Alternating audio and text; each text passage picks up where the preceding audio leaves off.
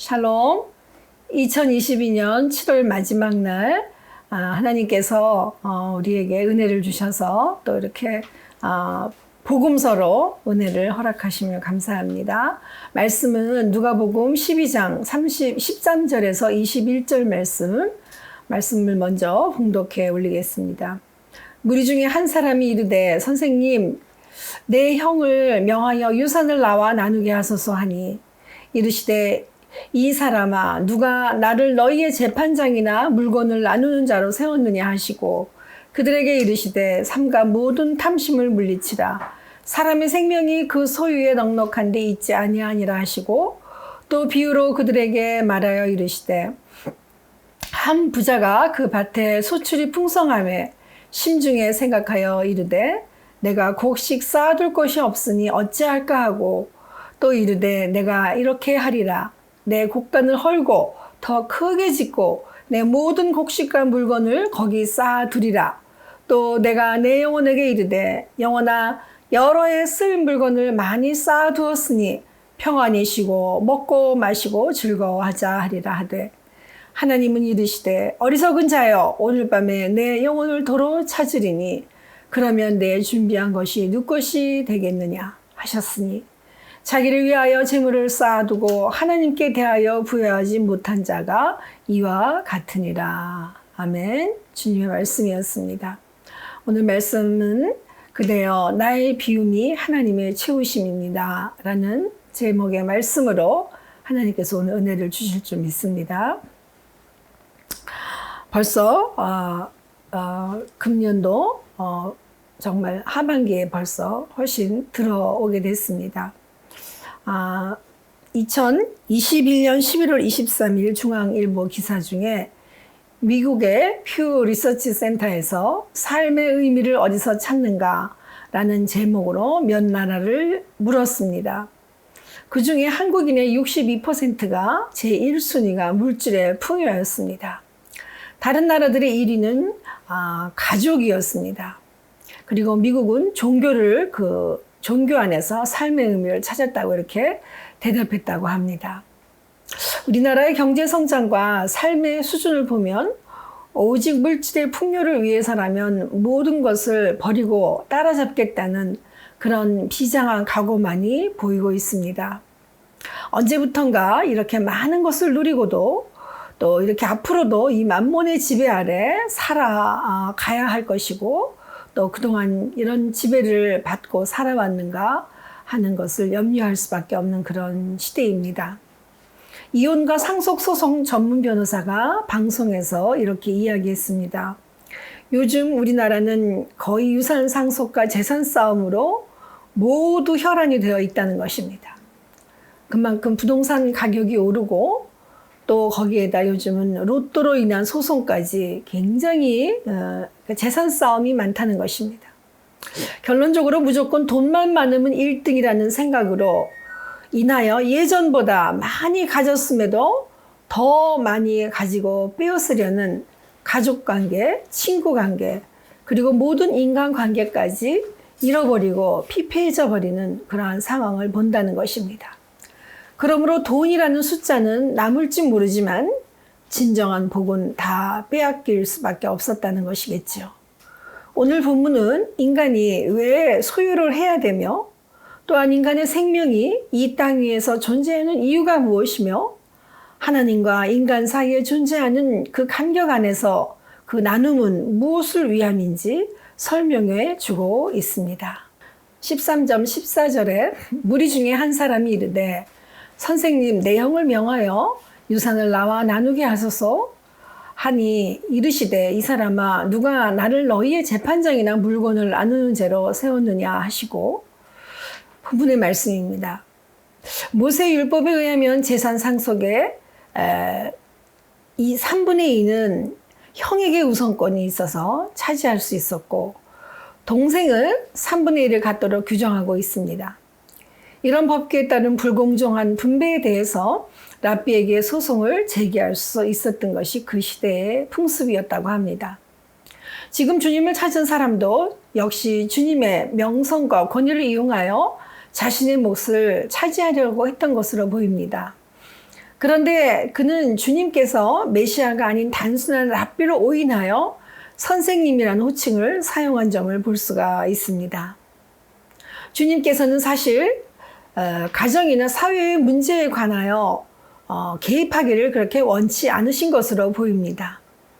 이것은 주님께서 그런 문제를 해결할 능력이 없으셨기 때문이 아닙니다. 다만 그런 문제에 관하여 관여하지 않으신 것은 잃어버린 한 영혼을 찾기 위한 가장 숭고한 사명을 수행하시기에도 시간이 모자랐기 때문이 아니었을까 봅니다. 즉 주님에게 있어서 최우선의 관심은 영혼의 문제이며 또 그 원리의 문제였던 것입니다. 그렇다고 해서 주님께서 윤리적인 문제나 세상에 살아가는 문제에 대해서 무관심하셨다는 말은 아닙니다. 그런 문제는 국가의 지휘권을 이용하여 해결할 수 있는 것이기 때문입니다. 그러므로 주님께서 간청자의 탐욕에 뿌리를 두고 있는 이 세속적인 문제에 이용당하시는 것을 경계하시면서 보다 근원적인 영적인 문제에 관심을 두시는 것으로 볼 수가 있습니다. 빅터 프랭클 박사가 지옥과 같은 죽음의 수용사라는 책에서 내가 삶을 포기하지 않고 꾸준하게 버틸 수 있었던 이유는 마땅히 살아야 할 가치를 내면 속에서 끊임없이 찾고 있었기 때문이라고 했습니다. 그렇습니다. 우리는 우리의 삶에서 분명히 살아야 할 명분과 가치를 추구하며 살게 되어 있습니다. 예를 들면 프랭클 박사가 쓴 죽음의 강제 수용소에서 예술이 가능할 수 있었을까요? 일반 수감자가 그곳에 가면 하루 종일 양식을 먹지 못하게 되는데도 불구하고 피곤하고 정말 어쩔 수 없는 몸을 이끌고도 사람들이 카바레를 찾는 이유가 있었다는 것입니다. 또한 아우슈비츠 감옥에서 죽음의 날을 기다리기만 했던 그들에게 비단 예술만이 있던 것은 아니라는 것입니다. 유머도 있었다는 것입니다. 비록 그 흔적이 아주 희미하고 몇 초 혹은 몇 분 동안만 지속되게 될 수밖에 없었지만 이 유머는 자기 보존을 위하여 끊임없는 투쟁에 필요한 또 다른 무기였다는 것입니다. 맞습니다. 이것은 인생을 살아내기 위한 과정 속에 단지 물질만이 전부가 아님을 증명하는 한 예입니다. 그리고 당연히 물질만으로 삶의 가치를 다 표현할 수도 없고 영원한 생명 구원의 영역에 있어서는 더더욱 이룰 수가 없는 것입니다. 그러므로 주님께서는 사람의 생명이 그 소유에 넉넉한 데 있지 않다고 말씀하셨습니다. 본문에 나오는 부자는 첫 번째 물질에 대하여 지나친 집착을 하고 있었고 두 번째로 물질을 맡은 자로서의 청지기 의식이 없었습니다. 그리고 세 번째로는 물질을 주신 하나님께 대한 감사하는 태도도 또한 없었습니다. 네 번째, 물질로 인하여 영혼의 문제까지 해결하겠다는 그러한 오판을 한 사람이라는 것을 언급하고 계십니다. 부자의 모습을 보면서 지금 이 시대를 살아가고 있는 우리들과 꼭 같은 모습이 아닌가 보게 됩니다. 하나님을 벗어난 욕망이라는 이름의 전차를 타버린 인간의 모습을 볼 수 있습니다. 이 욕망이라는 이름의 전차는 급변하는 미국 사회, 특히 남부 상류 사회의 세태와 산업화 속에서 무너져가는 한 여성의 삶을 그린 테네시 윌리엄스의 연극작입니다. 사실 본문에서 부자는 앞으로 몇 년만을 편안하게 즐길 것을 계획했습니다. 그러나 하나님께서는 오늘 밤이라고 합니다. 오늘 밤 그의 생명을 취하기로 하셨다고 합니다. 야고보서 4장 14절에 내일 일을 너희가 알지 못하는도다. 너의 생명이 무엇이냐? 너희가 잠깐 보이다가 없어지는 안개니라. 안개와 같이 왔다가 사라지는 인생의 짧음을 그리고 그 생명의 시작과 끝을 아는 사람이 누구신지 물으시는 질문인 것입니다. 그 영혼을 도로 찾겠다라고 하시는 말은 당연히 생명은 하나님께로부터 받은 것이기 때문에 언젠가는 되돌려져야 됨을 보여주고 계시는 것입니다. 동시에 생명에 관한 모든 것이 전적으로 하나님께 달려있다라는 것을 알려주시고 있습니다. 하지만 바쁜 꿀벌은 슬픔을 모른다는 속담처럼 인생을 자신의 힘으로만 치열하게 살고자 하는 자처럼 우리는 끊임없이 질주하고 있습니다. 그러나 고난 가운데 이 질주가 멈춰져야 자신의 생명이 누구에게 속해 있었는지 돌아보게 되는 것입니다. 시편 107편 6절 7절에 보시면 이에 그들이 근심 중에 여호와께 부르짖음에 그들의 고통에서 건져내시고 또 바른 길로 인도하사 거주할 성읍에 이르게 하셨도다. 아멘. 우리는 근심 중에 있을 때 생명의 근원이 누구인지 찾게 되는 것입니다. 부자는 자신에게 주어진 물질을 하염없이 쌓기 시작했습니다. 비단 부자만 그렇겠습니까? 알렉산더 대왕은 마게도니아 왕 BC 336년에서 323년에 제왕했던 그런 왕입니다. 그는 그리스, 페르시아, 인도에 이르는 대제국을 건설하면서 그리스 문화와 오리엔탈 문화를 융합시켜 새로운 헬레니즘 문화를 이룩한 왕이었습니다. 그런 그가 부하와 씨름하다가 넘어지자 통곡을 하며 울었다고 합니다. 부하가 너무 민망해서 사죄하니까 대왕은 야, 이 바보야, 내가 져서 우는 줄 아느냐? 그리고는 그 넓은 세상을 다 정복하고도 이제 내가 죽으면 지금 누워있는 이 땅의 넓이밖에는 필요하지 않다는 생각이 들어서 서러워온다고 했다고 합니다. 그렇습니다. 쌓아놓은 것은 모두 다 먼지와 같을 뿐인 것입니다. 전도서에 너는 내 먹을 물을 물 위에 던지라 라고 말했습니다. 그리고 여러 날 후에 도로 찾으리라. 맞습니다. 우리가 내 떡을 계속 쌓아 놓으려고 정신없이 달려갑니다만 그 준비 때문에 바쁘고 그 준비가 진정 누구를 위함인지도 모르고 내 것인 줄 알고 열심히 달려가고 있습니다. 그러나 전도서 기자는 그 떡을 물 위에 던지라고 합니다. 흐르는 물에 떡을 던지면 무엇이 남겠습니까? 그냥 떠 내려갈 뿐인 것입니다.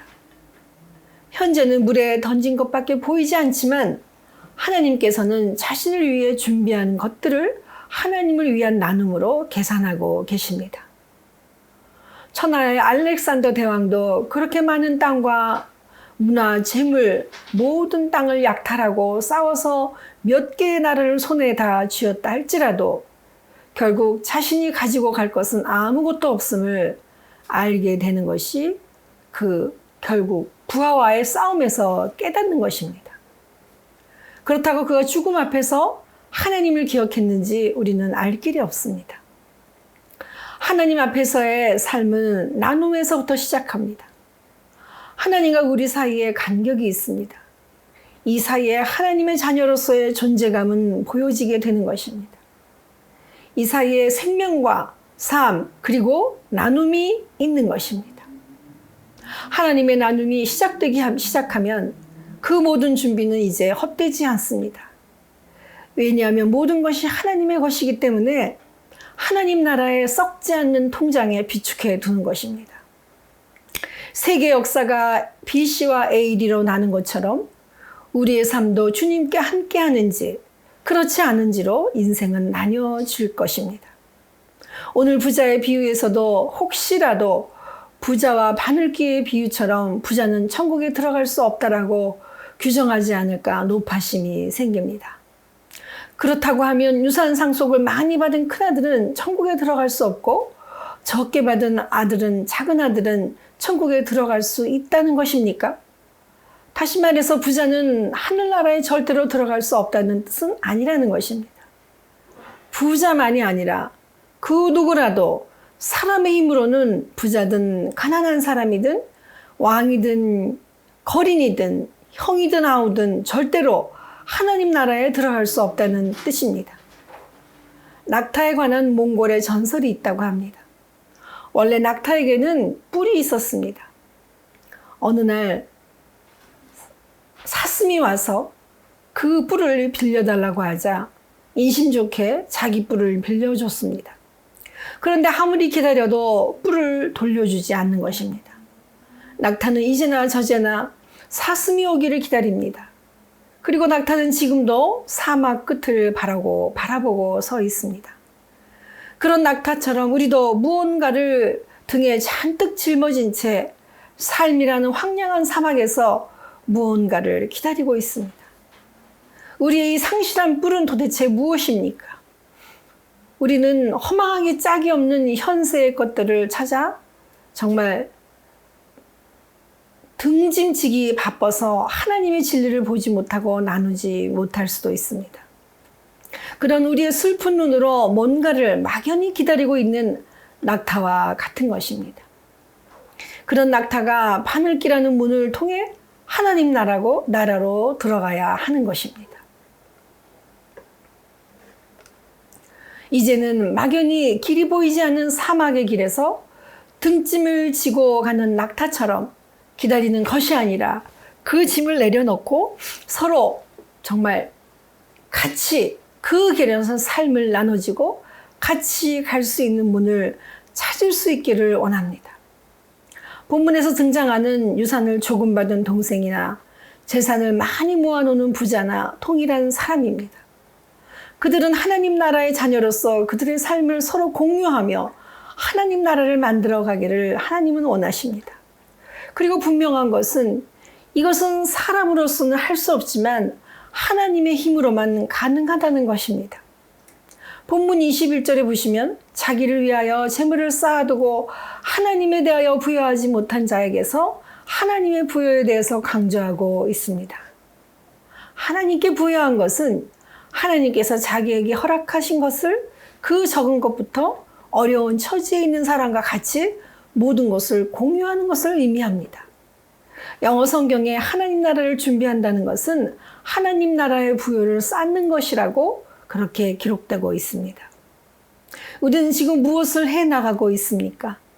많은 사람들이 하나님 나라의 부여를 위해 의도적으로 선을 쌓아야만 한다고 생각합니다. 그런데 그것이 의도적이라 쉽지 않습니다. 그냥 모든 하나님의 나라에 대한 준비의 마음을 갖는 그 시점부터 나눔과 공유라고 하나님은 말씀하십니다. 그리고 처음부터 하나님께서 완벽함을 기대하지 않으십니다. 우리는 사소한 곳에 목숨을 건다라는 리차드 길슨의 책에서 보면 다음과 같은 것들로 인간의 부족함을 서로 나누라고 합니다. 불완전한 상태에 만족하라. 지금 서 있는 자리에서 행복을 찾아라. 상대방의 말을 가로막거나 끝내라고 재촉하지 마라.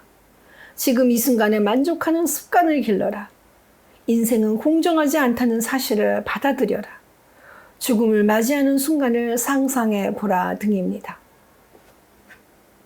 맞습니다. 우리가 연약하기에 크신 하나님을 의지해야 합니다. 또한 우리가 가난하기에 우리는 하나님의 부여를 의지합니다. 나의 비움이 하나님의 채우심이라는 것입니다. 그리고 하나님의 것으로 우리의 비움을 채웠으면 참 좋겠습니다. 하나님 말씀에 대한 채움, 예배에 대한 채움, 기도에 대한 채움, 그리고 다른 사람을 향한 채움으로 하나님의 부여를 누릴 수 있기를 간절히 바랍니다. 그리고 나를 향한 자유의지의 욕망이 아닌 공동체적 의지를 향한 다른 사람과의 나눔에 하나님 나라의 부여가 가득한 자가 될 수 있기를 간절히 바랍니다. 기도하시겠습니다. 사랑의 하나님 아버지, 우리는 하나님 나라의 자녀들입니다. 때로 우리가 가진 것이 부족하여 하나님 나라의 그 부여한 자로 살기 위하여 우리의 목적대로 더 많이 쌓으려고 하고 우리의 방법대로 우리 인생을 계획하며 하나님이 언제 부르실지 모르는 그날을 마치 갖고 있는 것처럼 하나님 우리는 오만하고 자만하여 하나님을 기억하지 못할 때가 너무나 많음을 오늘도 다시 깨닫습니다.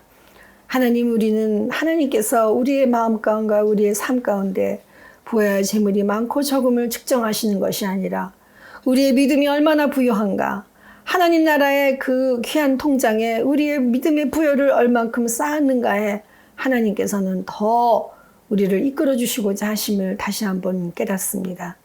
하나님, 우리의 주신 이 생명, 아버지 하나님, 하나님께서 더불어 주신 생명임을 깨달으며 하나님 앞에 온전히 설 수 있는 우리가 되게 하여 주옵소서.